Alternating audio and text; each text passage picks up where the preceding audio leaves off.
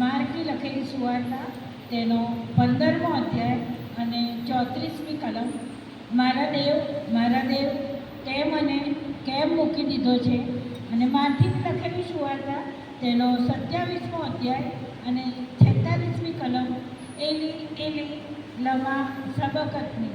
આ અરામિક ભાષામાં લખવામાં આવ્યું છે અને સંદર્ભ ગીતશાસ્ત્ર 22મો અધ્યાય અને તેની પહેલી કલમ, હે મારા દેવ તે મને કેમ તજી દીધો છે. આ તો એક હૃદયભેદક પોકાર છે. એક આખી રાત્રિનું જાગરણ કરેલો પુરુષ યરુશાલેમથી ગાલિલ અને ગાલિલથી યરુશાલેમની સફર, પિલાતથી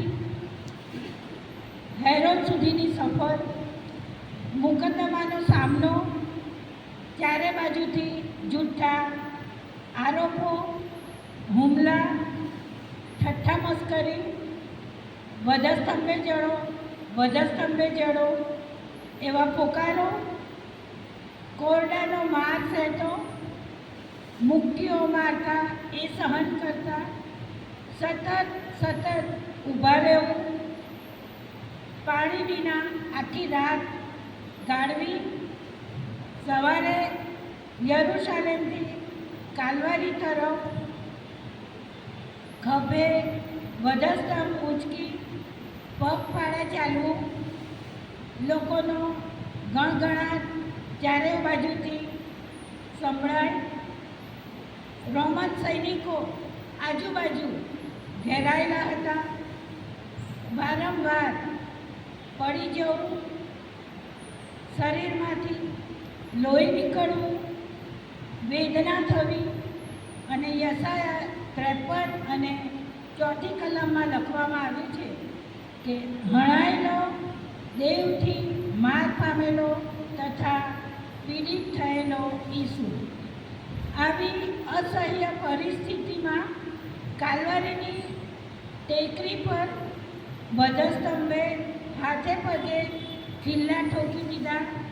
જડી દેવામાં આવેલા ઈસુ માથા પર કાંટાનો મુંગટ અને વધસ્તંભ પર શરીરમાંથી સતત વહેતી લોહીની ધાર. અને પ્રભુ ઈસુ પૃથ્વી પર માનવીનું ઉદ્ધારનું કાર્ય પૂરું કરવા માટે ઈશ્વર પિતા મારફતે મોકલવામાં આવ્યા હતા. તે કાર્ય પૂર્ણ થવાનું હતું.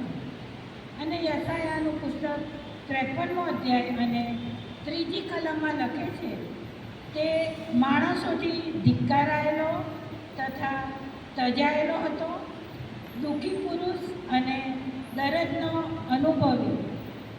આવી સ્થિતિમાં પ્રભુ ઈસુ ઈશ્વર પિતાથી સંપૂર્ણ વિયોગ અનુભવે છે.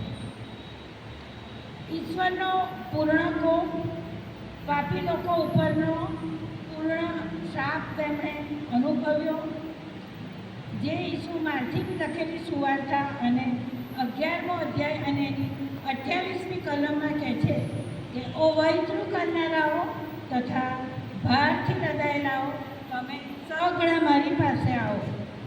એ ઈસુ પર યશાયા પ્રબોધકના પુસ્તકમાં અને 53મો અધ્યાય અને 6ઠ્ઠી કલમમાં લખે છે તે પ્રમાણે કે યહોવા તેના પર આપણા સર્વના પાપનો ભાર મૂક્યો છે.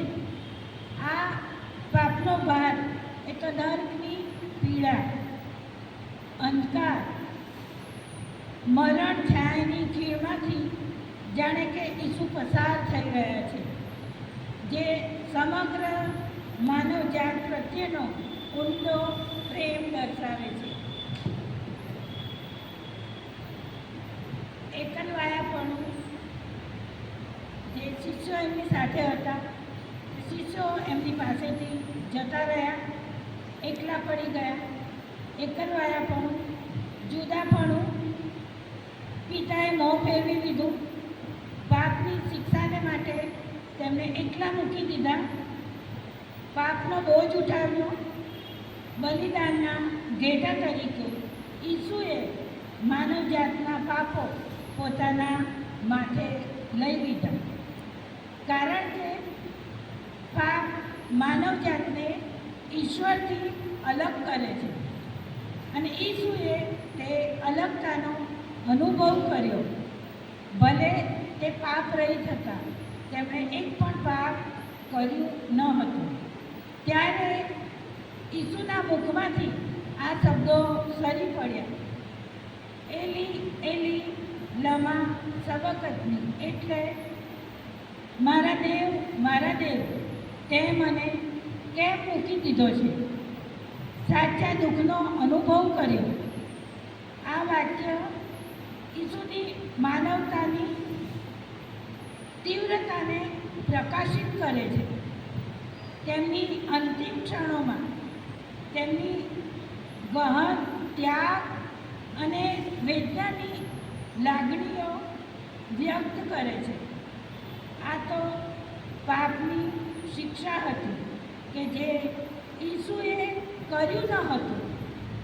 કેમ કે નિયમ કહે છે, પુનઃનિયમનું પુસ્તક એનો 21મો અધ્યાય અને એની 22મી કલમ, જો કોઈ માણસે મરણ યોગ્ય પાપ કર્યું હોય ને તેને દેહાંત દંડની શિક્ષા કરવામાં આવ્યાથી તું તેને ઝાડ પર ટાંગે. પુનઃનિયમનું પુસ્તક 21મો અધ્યાય અને 23મી કલમ. ઝાડ પર ટંગાયેલો દરેક પુરુષ દેવથી શાપિત છે.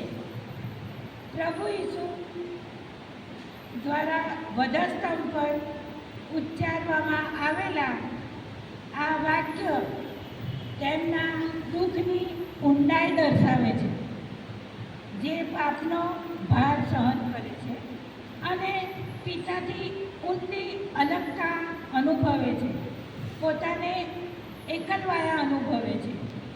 ઈસુ વધસ્તંભે જડાયાની અંતિમ ક્ષણે અંધકારના સમયની આ ક્ષણ ઈસુના માનવ દુઃખને અને પ્રાયશ્ચિત બલિદાન તરીકેની તેમની ભૂમિકા રજૂ કરે છે, જે માણસના પરિણામોને પાપના પરિણામોનો સ્વીકાર કરે છે.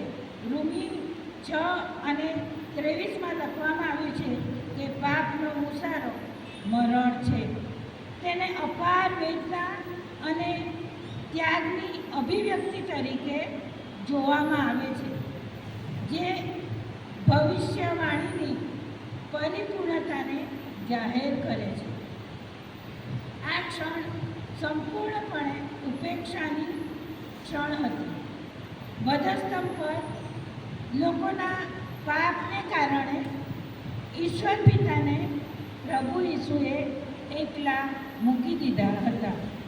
જ્યાં ઈસુ માનવીના પાપને કારણે ઈશ્વરથી વિમુખતા અનુભવે છે, પરંતુ આ માફીનો પોકાર નથી, પરંતુ વધસ્તંભ પર મરણ પછી ત્રીજે દિવસે પુનરુત્થાન પામીને ઈશ્વર પિતાને મળવાની ઉત્કંઠ આશા છે.